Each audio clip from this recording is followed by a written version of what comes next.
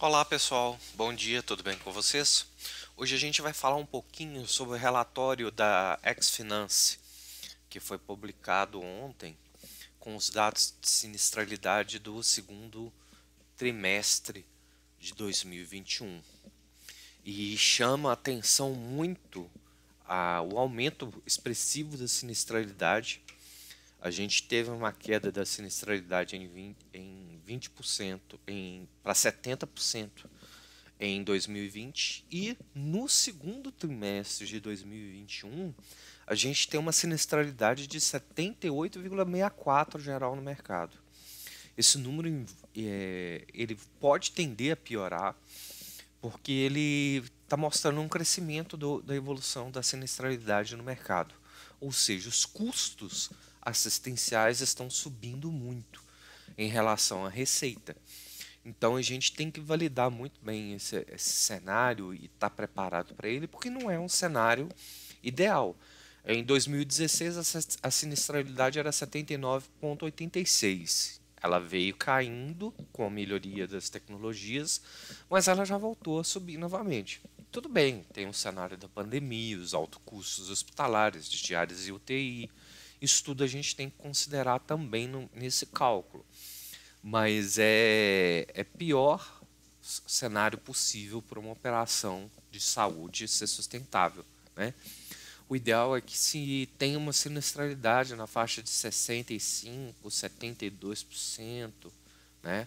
Para você ter margem de solvência suficiente para pagar os eventos ocorridos e você ter escalabilidade para crescer sua operação ou manter sua operação em dia, porque os seus custos administrativos eles vão se elevar com esse aumento da sinistralidade. Ou seja, você vai ter que criar novas regras dentro do seu sistema, você vai ter que fazer um monte de trabalhos de classificação dos riscos muito mais efetivo, muito mais aderente. Né? Você não pode deixar de olhar para os seus beneficiários. Né? Então, isso tudo tem que ser considerado.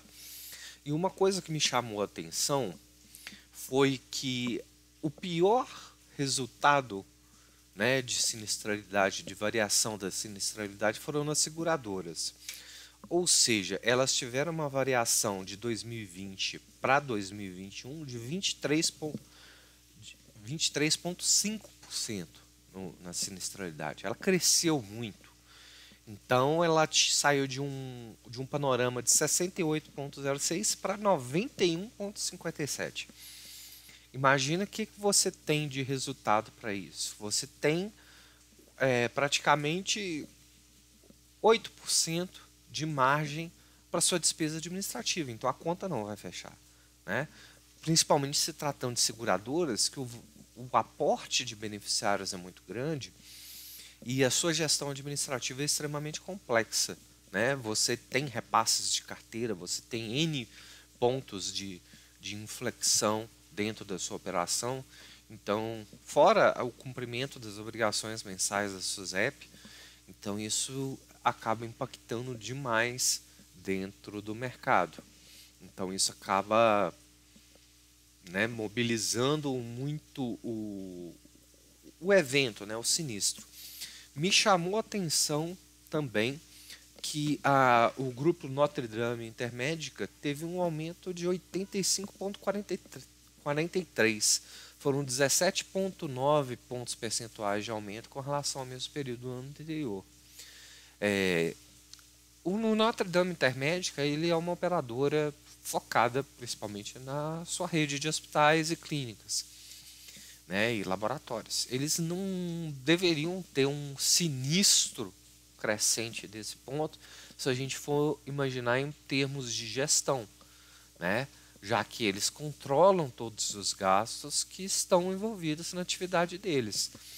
Mas isso mostra como que um plano de saúde gerido por um grupo médico, né, pode sofrer um impacto gigante na sua operação. Os custos das operadoras também aumentou muito, né? O custo por per capita, né, passou assim absurdamente. Ele chegou a 48,2%, né? O custo per capita em 2021 está 22,12 de, de resultado, né? Então você tem um custo, né, da receita de 2,51 e 2,15 de ticket médio de eventos, né? Imagina que você está quase emparelhando o seu resultado operacional com aquilo que você tem de receita com aquilo que você tem de despesa.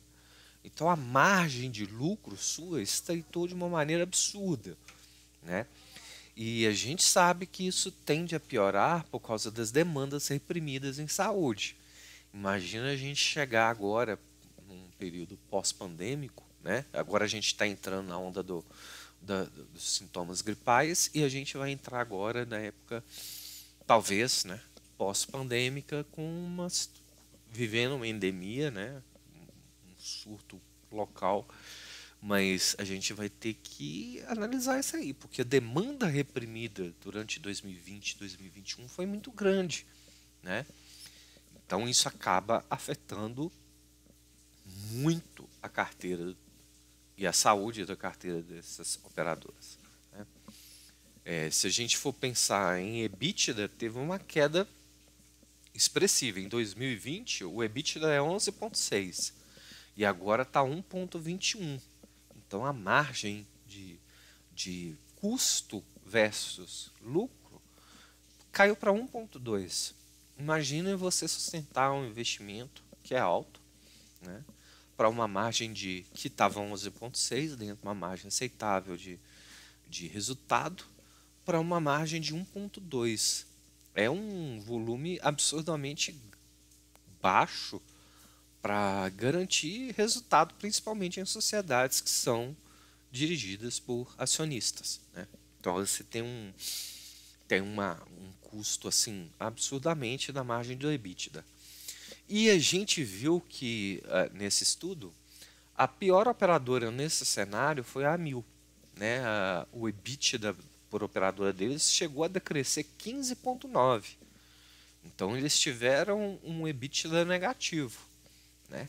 Se a gente for considerar EBITDA negativo, significa que você gastou mais para sua operação e para sua assistência do que você efetivamente recebeu, né? Então isso acaba indicando que a operadora está em risco de solvência já, praticamente.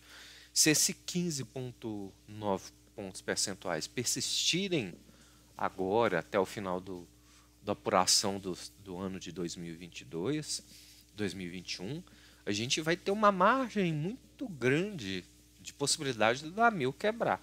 Se ela manter esses números, se ela não for realmente cuidada, isso vai acarretar um colapso na rede de beneficiários, né, principalmente para os beneficiários e prestadores de serviço. Eles não vão ter garantia de pagamento e os beneficiários não vão ter garantia de assistência. Imagine isso acontecendo com uma operadora do tamanho da Amil, né? Fora as outras operadoras, a que melhor representou o EBITDA, e mesmo assim negativo, foi o Bradesco, com 3,82. Imagine você ter um prejuízo de 3,82 no seu EBITDA. Seu EBITDA ficar negativo, né? O Notre Dame, 14,42 pontos percentuais. Então, assim, reavaliar os passos. Onde que essas operadoras estão saindo, né? Fora das margens líquidas, né, de operação e tudo mais, essas margens líquidas, por exemplo, o Grupo Notre Dame foi, junto com a Amil, os piores que apresentaram resultados, né, de margem líquida de operação. Então eles tiveram uma variação negativa, né, para esse mesmo período com relação ao ano anterior. Ou seja, é um sinal para os gestores dessas duas operadoras, né? A Amil, eu sinceramente não sei como que vai conduzir esse caso, mas é um sinal de alerta até para todo o mercado de saúde suplementar como um todo, porque você tem dados que apontam que isso vai comprometer a operação futura, né? Se persistir, se após a divulgação dos relatórios do terceiro e quarto trimestre, né, na hora que a gente fechar o ano de 2021 na contabilidade da ANS, e a gente perceber esses riscos de solvência, a gente vai viver dias caóticos para quem é uma operadora de plano de saúde, porque elas vão ter um impacto assim gigante na sua estrutura e operação de serviços, né? O que a gente vê de fato como isso? Esses números, eles apontam a apenas um retrato, uma fotografia de um trimestre, né, do segundo trimestre de 2021. Foi o pior momento da pandemia, é claro, a gente tem que considerar esse fator também, mas eles indicam que as operadoras, elas vão custar um tempo agora para recuperar esses custos e aumentar o seu EBITDA. O EBITDA, depois de negativo, ele dificilmente ele consolida para um positivo em curto prazo, né? Ele vai demorar um pouco para atingir um cenário de normalidade, e a sinistralidade represada nesse momento vai impor uma série de ações das operadoras. Mas as operadoras, elas não enxergam que o principal dela, né, é conhecer a saúde, né, e o entendimento da atenção primária. Eu garanto para você que se todas essas operadoras investissem em atenção primária de uma maneira efetiva, né, acompanhando corretamente, extraindo os dados, obtendo dados de prontuário eletrônico, unificando essa estrutura toda operacional, elas conseguiriam ter inteligência de negócio para diminuir a sinistralidade dentro de um termo aceitável. E isso, a Consaúde, que é uma startup de health tech, ela está com essa proposta, né, de manter a sinistralidade abaixo de 60%, né, dentro de um parâmetro de 60%. É uma startup nova no mercado, mas que tem uma boa tese para a economia, né, baseada em engajamento e acompanhamento direto dos beneficiários. Então, isso tudo pode impactar muito nos resultados. Talvez seja a hora dessas operadoras conhecerem mais essa health tech e analisarem se vale a pena investir nesse mercado de promoção e atenção primária. Não adianta falar que as operadoras fazem atenção primária, porque elas não fazem, né? Elas não têm ferramentas, nem suporte, nem unificação de dados para fazer isso. Ela analisa a sinistralidade só mediante custo, mas ela não prevê a sinistralidade baseada em comportamentos e atitudes preventivas dos usuários. Então isso tudo acaba impactando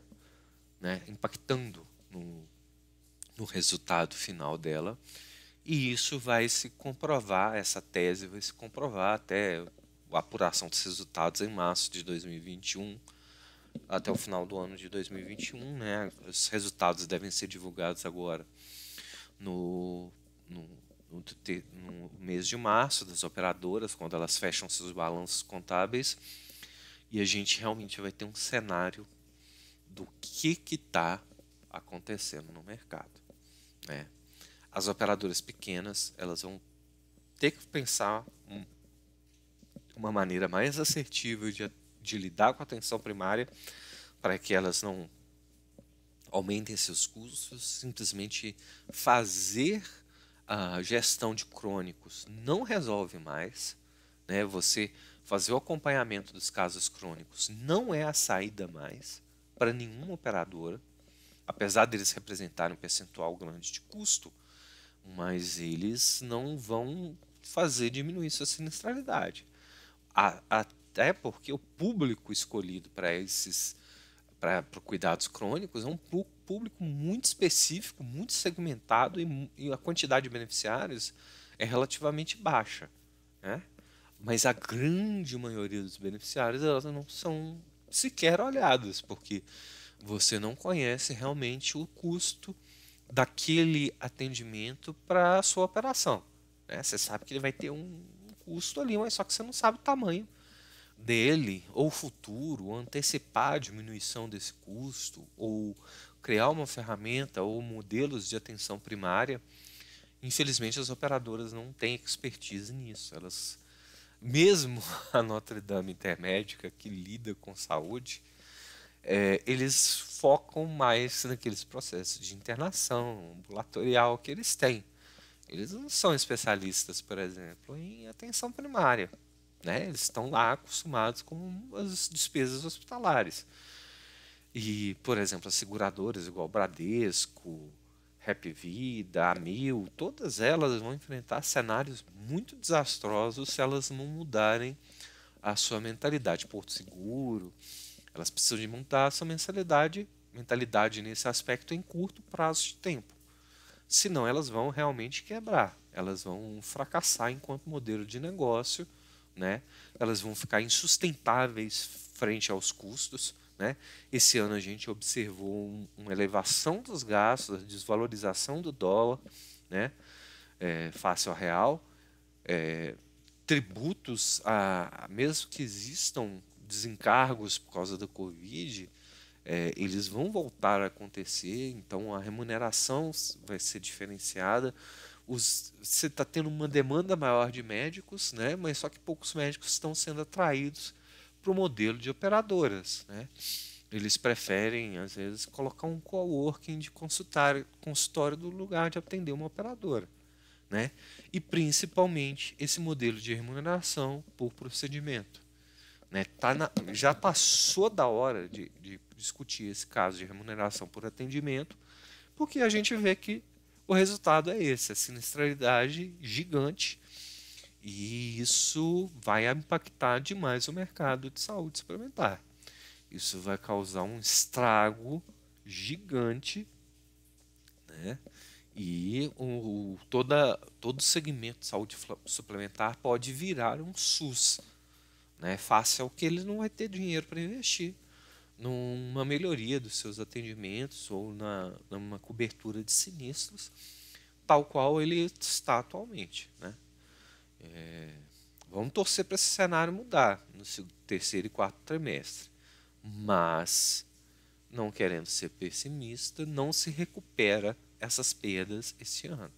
Tá? O ano de 2022 vai ser um ano de atender demandas represadas, ou seja, você vai atender sinistros que não ocorreram em 2020 e 2021 por causa da pandemia, e a complexidade desses eventos ela vai ser muito maior, porque, por exemplo, quem deixou de fazer alguma cirurgia, né, ele vai começar a demandar demais esses recursos. Então a gente vai ter um ponto de inflexão até sobre a resolutividade desses. Então isso é muito preocupante. E as operadoras parece que elas estão preocupadas apenas com o dia de hoje. Não, tem que pensar no amanhã também. E a melhor forma de pensar nesse amanhã é cuidando dos beneficiários de verdade. Não existe como você baixar a sinistralidade em qualquer cenário crítico, né? De eventos, de aumento dos eventos graves, né? Sem você tratar bem a sua carteira na atenção primária. Então, a atenção primária hoje é tudo e tem que ser a pauta de qualquer operadora de plano de saúde. Né? É isso que a gente tem para hoje. Um bom dia para vocês, bom trabalho, fiquem bem. Inscreva-se no canal, clique no joinha, dê o seu like e não passarão.